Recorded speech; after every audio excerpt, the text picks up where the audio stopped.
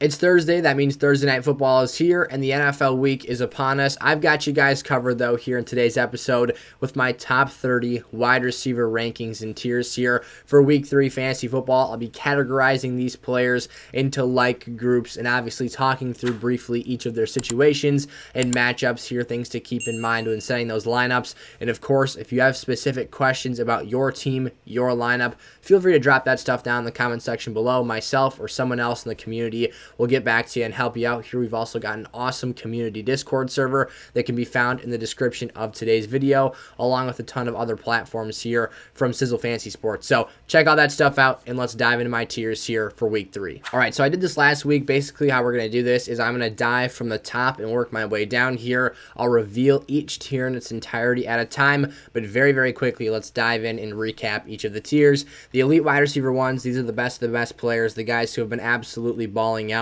and the players that I will be, of course, valuing the highest here for this week's games. The strong wide receiver one category, this is a group of players that I don't necessarily think have a shot to finish as a top 3 player at their position this week. However, I really like their outlook and still value them as a solid top 12 option. A bubble wide receiver one is going to be a player that could be on that cusp between, a 9 and 15 range, if you will, maybe even a 10 to 15 range type player, where they could easily get themselves into the top 12, but they could also slide down into that wide receiver 2 category. Elite wide receiver 2s, of course, the guys I expect to be the best of the best from that top 13 to 24 category. Strong wide receiver 2s, of course, being that next level down, similar to how we compare the strong wide receiver 1s class. Same for the bubble wide receiver 2s, so on and so forth. And then wide receiver 3s are going to be the guys that I expect finish outside that top 24. But of course, we have a relatively positive view of each of these players and their outlooks for this week's games because the wide receiver position is the deepest in fantasy football. So with that being said, smash that like button and let's reveal the first tier. Boom. So here we go. This is a huge wide receiver elite tier based on my first 2 weeks here. I typically don't like to toss this many players into this elite category, but we'll talk through why. Predominantly matchups being some of these players in the back end that we haven't seen in this category yet make their way into this elite status here. So Cooper Kupp against Arizona this week. This is an easy one. He's been absolutely balling out this year. Not too much explanation needed. 14 or more targets in every game. That's literally unheard of. And then you've got 29 total targets on the season, 3 touchdowns already this year. Justin Jefferson against Detroit. This is a very, very great matchup on paper. We've seen this be very tasty for other wide receivers so far this season. Your A.J. Browns, your Curtis Samuels of the world, Jahan Dotson's, Terry McLaurin had a respectable game last week. Everyone's been eating up that Lions back end there, and Justin Jefferson is the best wide receiver to play them to this point. Jamar Chase taking on the New York Jets. For me, with Jamar Chase, it's not him or a Joe Burrow problem. It is a Cincinnati Bengals offensive line problem, but I'm going to give them the benefit of the doubt here. 25 targets on the season, a touchdown on the year, and again, the issues stem from things that he is dependent on, that being pass protection and his quarterback's ability to give him the ball. Joe's going to get him the ball just fine, get him elite downfield targets. They just need more protection and like another half second or half count to get that football out. Probably more than that, actually. Burrow's on pace to be sacked 111 times. Devontae Adams against Tennessee, Stephon Diggs, the first player up here, then Devontae Adams. Stephon Diggs is taking on Miami this week. I highly expect a shootout. We'll talk about that more with Tyreek Hill, but Diggs has a whopping 23 targets and 4 touchdowns after a hat trick on Monday Night Football here. He's also got almost 300 yards receiving at 270 on the year already. So a very impressive start to a receiver season, averaging 135 yards per game. Devontae Adams, yes, is taking on the Tennessee Titans here. 24 targets for Devontae, averaging 12 per game here, but he only managed to haul in 2 passes for 12 yards this past week in what was a very odd contest against the Arizona Cardinals. He kind of, wasn't really present in that game late. And in week 2, like I said, we aren't expecting that to be the trend going forward here. Only caught 2 of his 7 targets. I think he gets better here moving forward, and Derek Carr continues to force him the football. Welcome back to the elite tier. Deebo Samuel taking on the Denver Broncos this week. The matchup is not superb on paper. However, Deebo's usage and role with Jimmy Garoppolo is the reason he's up in this tier now. He's had 11 or more fantasy points per game and half PPR scoring in each of the first 2 weeks of the season. Now I think that gets even better with Jimmy G here, using him more at the line of scrimmage, even behind the line of scrimmage, getting him out out in space, getting blockers moving. Maybe George Kittle comes back and adds some more electricity into that blocking game and screen patterns. And of course, after the catch, Debo is one of the most dynamic players in the National Football League. So gotta toss him in this tier just based off of projection alone. I know he can still do it, and I'll give him the benefit of the doubt here. Tyreek Hill capping off this tier, my last elite wide receiver for the week. I think the Dolphins need to pass the football a ton to keep up with the Buffalo Bills in this week's game. Of course, Tua aired it out last week, 469 yards, 6 passing touchdowns, and Tyreek connected on 2 very deep passes. I don't think the Bills will have the mental lapses on the back end that the Ravens had last week. I think they're more fundamentally sound here, but the opportunity for the big play is there. So that caps things off here. Let's jump into our strong wide receiver ones. All right, so this tier and our next tier are going to be a bit smaller here. Just 4 names in the strong wide receiver 1 category. A.J. Brown's got the Washington Commanders here to get started. And again, just like the last 2 weeks, I forgot to preface the rankings go in transition from left to right. So read that screen as follows. I apologize. I don't have a better graphic form for you guys to actually have those numeric values below them. It's just something I'm not able to do right now. So basically, left to right, follow it that way. A.J. Brown here, of course, starting from the top tier down. A.J. Brown here is our wide receiver 8 for the week, so putting kind of a numeric spot right there. A.J. Brown's got the Washington Commanders. I will defend him for last week's performance. He had 8 targets, so I'm not super worried about that game. Devontae Smith was eating. He got enough opportunities for me when I'm really going to start to have troubles, and I don't think this is going to be the case, but when he starts getting, 6 targets per game, that's a little bit concerning. No end zone trips, no super big plays, but 8 targets is enough for me. He still produced respectable floor numbers. I'll take that moving forward here. And again, Washington's not a matchup that's super scary for me. It is a division game that can cause kind of a wrench to be thrown in things here, but I do think he has a successful game here in week 3. Amon-Ra St. Brown taking on the next spot here, the wide receiver 9 position. We've actually had ourselves an imposter here the last couple weeks in the tiers list. I've been putting Khalif Raymond's headshot up when talking about Amon-Ra St. Brown. It's kind of that, the whole NFL situation with helmets here. You've got a little bit less personality per se than the NBA where, you see guys' face and can associate them. So even someone like me that's plugged into this game 24/7 screwed things up there. I don't know how. I always search, for their ESPN headshots, and then I just save it as an image file to put in here. And somehow when I searched that up, it was Khalif Raymond that came up, and I felt like something was off. But besides the point, I won't waste your time blabbing about that. Amon-Ra St. Brown here, we're giving this man his respect right now, actually putting his head up there on the screen. Amon-Ra's taking on Minnesota this week. Their weakness is the secondary, their back end. He's going to cook these guys. I think that between the elite target share he's been seeing, 30-plus target share, percentage points every single week, and it is only 2 weeks, so it's a small sample size, but this dates back to the fantasy playoffs last year as well. He's been getting the job done. 8 straight 8 or more reception games for St. Brown. Like I said, 30+% of the target share in Detroit the last 2 weeks of the beginning of this season here. That's elite volume, 12 targets per game, and 3 reception touchdowns to kick off this season. Jalen Waddle next up here against Buffalo again, talking about that shootout against the Bills. I think they have to score points to keep up here. Buffalo looks like a buzzsaw right now. You could potentially have 2 monster games in a row here out of Jalen Waddle. I don't think what happens last week or what happened last week will happen again here, but I definitely do think there is, a 20-point fantasy game potentially in store for him just based off of how the game script can unfold in this matchup, because when that football's in his hands, he is very electric and dynamic after that catch. And then Mike Williams here, we know what Mike Dubb is. He's playing the Jags this week. No one in their secondary scares me. I think that, it's a matter of is Herbo going to give him the ball or not. He had 4 targets week 1, 10 in week 2 without Keenan Allen. Boom. Hits those ceiling numbers, half PPR scoring. He went over 20 fantasy points. So it just comes down to the vertical opportunities. How good are those downfield targets getting for him? At the end of the day, he's boom or bust. He's all in or he's all out, and that's what we got to live with here. My next tier here is the bubble wide receiver 1s category. This is the smallest tier of the day with just 2 names, T. Higgins and Michael Pittman Jr. here. For T. Higgins, like I talked about with Jamar Chase, the only issue for me in this Jets matchup is the offensive line play. The New York Jets defense has been playing pretty sound football, so It's a little bit, intimidating going up against any pass rush right now for Cincinnati's O-line. Like I said, Burrow was sacked 53 times last year. He's on pace for double that this season. You can't sustain that pace or he's going to have some injuries back there. So Higgins is also, I would say, through the first 2 weeks of the season, very established as Cincinnati's wide receiver 2 this year. He did get knocked out early with a concussion in week 1. However, he's got less than half the targets of Jamar Chase. And like I said, context, you've got the head injury. He missed a large part of that game. And it was actually more productive than Chase last week because he scored a touchdown here. But even so, the targets are heading Chase's direction. I do like T. Higgins, though, for, of course, a fringe wide receiver 1 every single week of the year. His quarterback play is fantastic. He possesses an awesome skill set, size, and frame. So T. Higgins is someone I'm starting every week, almost regardless of situation, of course, as long as he's healthy. And then Michael Pittman Jr. here, back at practice on Wednesday. Great news there. Sounds like he's on track to play against Kansas City this week. They're going to need him. 13 targets in the opener. Of course, with Matt Ryan, you hope that ceiling continues to be at play here, and the Colts can hopefully get that passing game back on track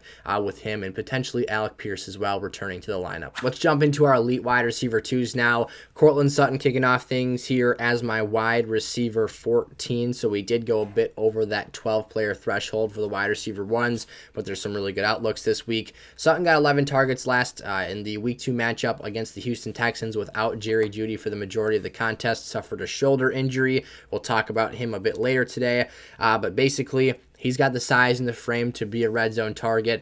I think that the jury's still out on who is the wide receiver 1 for this team. I think last week does a favor for Cortland Sutton, given the fact that he was the healthy wide receiver out there last week. But we're going to have to wait and see another week here. San Francisco is a tough matchup this week, and obviously the Denver Broncos offense has been kind of sputtering to start the season here, so a lot more information still needed there, but he's got the talent and physical gifts to be a very solid player here. Gabe Davis, also in this elite wide receiver 2 category, did not play due to an ankle injury on Monday Night Football, but in week 1, I guess we'll just quickly mention the things he did in that game. 88 yards, first touchdown reception of the NFL season, played 98% of their snaps. I like what I'm seeing there. Won a pass downfield as well, so he's a vertical presence for this team continually, and obviously the quarterback play is grade A, tier 1, whatever you want to call it. So Christian Kirk moving into our wide receiver 16 for this week, taking on the LA Chargers. It is a tougher matchup. We saw them kind of shut down Kansas City wide receivers last week. They squatted on Juju Smith-Schuster, and basically, they bet on themselves that they weren't going to get beat for the majority of that game, and they didn't until the second half of that contest. Christian Kirk, though, I believe is better than the wide receivers Kansas City is currently working with, even Juju Smith-Schuster. The ways they've been using him in Jacksonville are very, very intriguing to me. The red zone utility for Christian Kirk has been great as well. He's been getting those premium targets in that area of the field, and last week he converted just 6 targets into 2 touchdowns, and as I said in week 1, still remains the clear wide receiver 1 for this team, and they won in blowout fashion, so they didn't really have to continually pass last week. They will this week in a game where I'm expecting them to trail late against the Chargers. Michael Thomas against the Carolina Panthers here. He's been impressing me this season, only played 61% of snaps week 1. We saw that jump over 70% in week 2 here. He's got 3 touchdowns in 2 games. Looks like that dominant possession receiver build that we were expecting coming into this year. Carolina, his matchup for the week does not scare me either, and Thomas also has 8 or more targets in each game so far this season. We've got 4 more names here in the strong wide receiver 2s tier moving along now. Hollywood Brown is the first player at the wide receiver 18 spot for me this week. Plain and simple, I need to see more from this Arizona Cardinals offense. Hollywood has not been used vertically and had the success vertically that I expected him to have here early in the season. It's more clear than ever right now that despite the other issues that this Cardinals offense has, Hollywood Brown was never really meant to be a true NFL wide receiver 1. He just struggles to have consistent play. He struggles to win matchups against the highest tier of coverage. And for me, like I said, if you're running hitch routes with Hollywood Brown, you're doing something wrong. You need to push him downfield, post routes, fade routes, anything to stretch the field and put his elite speed and athleticism on display. I think that things can get better here. I'm really hoping when D-Hop comes back, he can stay healthy and then let Hollywood work against some second-grade coverage. However, right now he's struggling. He is playing the Rams, though. They've had their lapses in the secondary, almost allowed Atlanta to come back down 28-3 last week. So I do still rank him as a top 24 option, although his ceiling has not been tapped into yet. CeeDee Lamb here taking on the Giants. This is a Cooper Rush thing. for me, CD is still clearly the best pass catcher for this offense. It's just for a second straight week, does Cooper still have the stones to get out there, whip that football around the field, and have success while doing it? I do think there's going to be some bumps in the road here for CD Lamb owners along the way, but all the more opportunity to buy low if you don't have your shares yet. I think that, he'll be a really solid player come whenever Dak Prescott takes the field again. So have your patience. He'll be a boom or bust option. And even those boom weeks may not be the most extraordinary thing in the world. More so like floor or bust, I guess, is what we're considering here. Because he had 7 for, I want to say 74 last week. I didn't write that number down. But CeeDee Lamb, for me right now, is a wide receiver too without Dak Prescott on the field. And that Giants defense is a little better than we give them credit for. Although they did allow they allowed 3 receivers from Tennessee week 1 to have 50 or more receiving yards. So some potential for a very talented player to make a big impact here. Brandon Cooks taking on Chicago, a matchup I love this week, a must-start player for me, as is Drake London. I didn't include him in that video, but I also really, really like him. We'll talk about him in a sec here. Brandon Cooks, again, I love the matchup. We saw Kyler Gordon get absolutely fried last week. I believe it was like 13 targets, 10 receptions, and 160 yards on him from the Green Bay Packers in week 2. And you see Brandon Cooks is a guy who can win routes all over the field. He's getting red zone targets as well and is the clear alpha for Houston's passing game, having 10 or more targets in each game so far. 10 targets last week, 12 targets in week 1. Had a couple missed touchdown receptions in week 2. He dropped one. The other, he didn't get both feet in bounds. So really impressive stuff we're seeing there. I'm still very optimistic on him. And then Drake London, 12 targets in week 2, 74 yards or more receiving each of the first 2 weeks. This guy looks like the real deal, and I'm excited about him in a Seattle matchup this week where I think he should have some easier time winning against some of the rather unimpressive personnel that they have on that back end. Into our second to last tier now, we've got the bubble wide receiver 2s with Rashad Bateman kicking things off here. He's got just 12 targets on the season. I talked about this in a video earlier this week that worries me a bit. Mark Andrews is clearly the top option for this passing offense, so I have my concerns there. Bateman's a very talented player, but the majority of his fantasy points have come off of one big play in each of his games.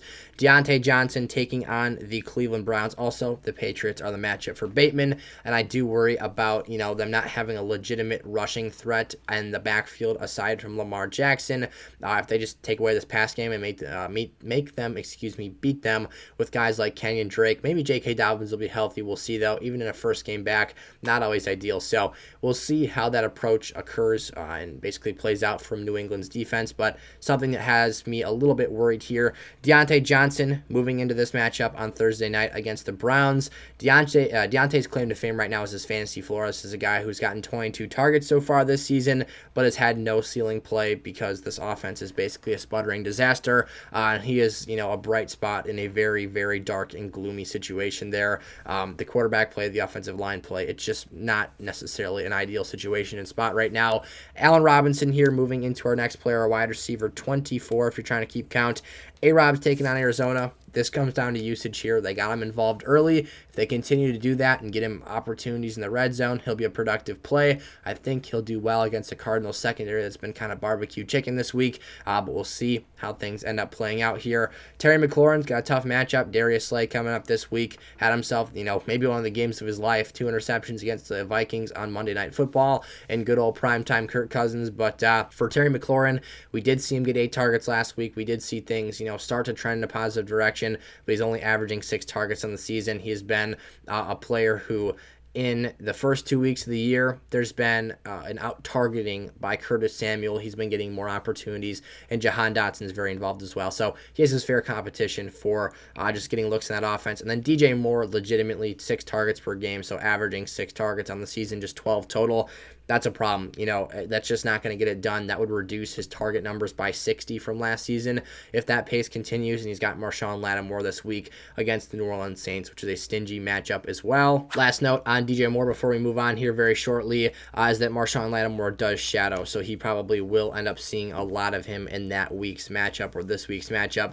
And the wide receiver 3s now, Jerry Jeudy is the wide receiver 27 for me this week. He did miss practice on Wednesday, again, recovering from that shoulder issue, so he's lower on the rankings today because I don't necessarily know if he'll be out there playing. Week 1, the only game we've really truly seen him play here, he looked spectacular, looked phenomenal, had a 67-yard touchdown reception. So for me, I still like his outlook for the year. I think he looks like a really explosive playmaker for this team, not necessarily explosive in the same way as some other guys who are like flying downfield and whatnot, but in terms of his ability to make a splash impact at any point in time on the field for this offense, they really need to start feeding him the football and trying to get this offense moving in a direction instead of, just moving laterally and running terrible option plays out of bounds. Man, if you're watching Denver's offense, you know what I mean. It's been an absolute disaster and train wreck so far. Amari Cooper taking on Pittsburgh. Good old boom bust Amari Cooper. It's, the situation we've been dealing with here for some time now. I don't trust Jacoby Brissett. There's really not much more to that than that analysis there. He absolutely destroyed the Jets' banged up secondary last week. And he's an awesome route runner. He's a super explosive player. He can win vertically. But again, I'm not trusting Jacoby to get him the ball effectively week in and week out. Don't think that's too hot of a take there. A lot of us aren't really trusting Amari in our lineups as much more than a flex play. So Juju Smith-Schuster moving into this situation here, playing the Indianapolis Colts, which pride themselves on not allowing the big play. That's a little scary for me. This is a team in the Kansas City Chiefs that doesn't really make the big play that well. So if they're sitting, at least not yet, they haven't really tapped into a vertical threat on this team. And if you're going to tell me that was his name Justin Watson's going to be that guy for this team, I'm sorry, I'm not believing it.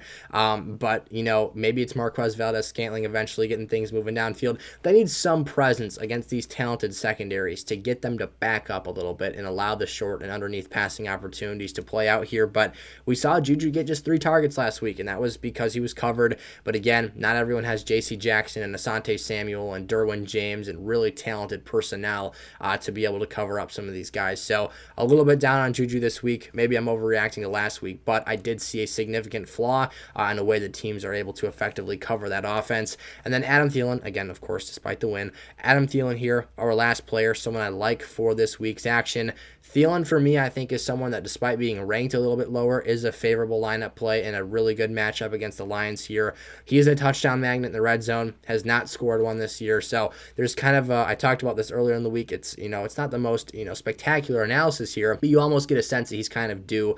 And yes, Justin Jefferson's out there getting targeted at an incredibly high rate. Yes, he is definitely the second option in this offense at best now. But he was making plays last week. Kirk started looking to him late in the contest. I think he finally realized, hey, I got to spread the football out a little bit here and get the football in the hands of our playmakers around the field. So he made a couple of really tight window grabs, some really good toe drag catches, and started getting some looks in the red zone. So hopefully he can cash one of those in next week against a second grade defensive a defensive backfield, I guess you could call it, the defensive back room for the Detroit Lions here as we enter into week 3. So those are our top 30 wide receivers rankings and tiers. Again, the rankings flow from left to right and then just move down a tier once you get to the end there. It's kind of like a little snake pattern here.